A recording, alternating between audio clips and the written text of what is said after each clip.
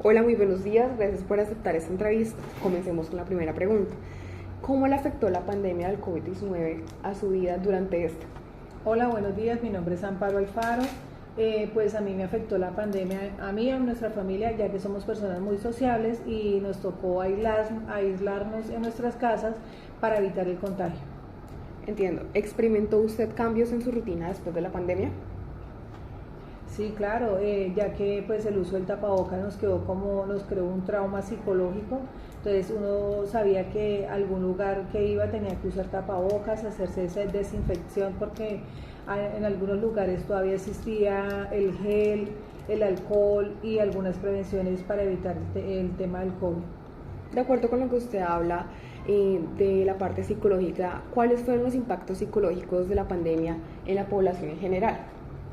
El impacto, pues que digamos uno tenía una persona cerca y tosía, o uno veía que de pronto podía tener el síntoma del COVID, pues uno se aislaba o se quitaba al lado de esa persona, pues para evitar el tema del contagio, ya que esta enfermedad en Colombia creó mucha mortalidad. Ok. ¿Cómo la pandemia afectó a la educación?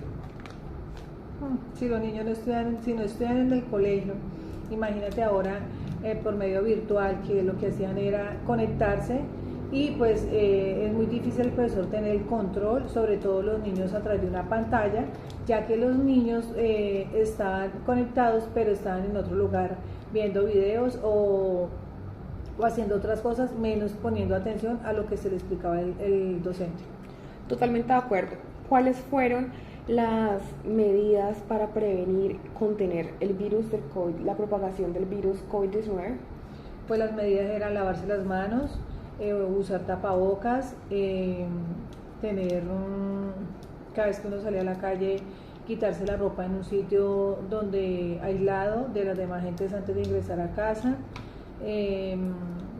tomar mucha vitamina C y así sucesivamente. Ok, ¿conoció alguna persona que se vio afectada por la pérdida de empleo o la disminución de su salario o ingresos debido a la pandemia? Sí, claro, conocí mucha gente que por temas del COVID perdieron sus trabajos, sus familias, se vieron afectados económicamente y tuvieron que recurrir hacer como reingeniería para poder sobrevivir con el tema del COVID. Ok, ¿qué medidas tomó el gobierno para mitigar los efectos económicos negativos de la pandemia? Bueno, el gobierno, viendo de que esta enfermedad estaba pues matando mucha gente y había mucha gente también aguantando hambre porque pues eran afectados económicamente, el gobierno pidió créditos a otras naciones para poder subsidiar a aquellas personas para ayudarlas. Ok, totalmente de acuerdo. ¿Cómo cambió el panorama empresarial con la pandemia? Pues las empresas tuvieron que hacer reingeniería, ya que tenían que, acudir al teletrabajo para que las personas así pudieran aportar el trabajo y las empresas no desfallecieran tanto, porque hubieron muchas empresas que cerraron también sus puertas debido a que se vieron afectados por el tema del COVID, ya que pues su nómina era muy grande y pues no tenían el mismo ingreso para cubrir toda aquella nómina para pagos. Ok, durante la pandemia, ¿cuál fue su perspectiva a futuro en cuanto a la recuperación económica y social?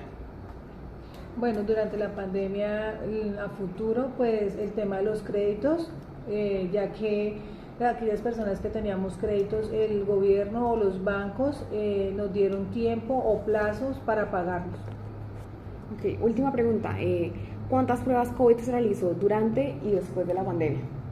Bueno, durante la pandemia, la primera que tenía los síntomas de tener COVID y me realicé la primera como a mitad cuando empezó el tema de la pandemia y luego por temas laborales me tocaba hacerme las pruebas, todo pues para prevenir, la empresa hacía esto para prevenir el contagio de los que tuviéramos COVID, se aislaban y no iban durante un tiempo a la empresa.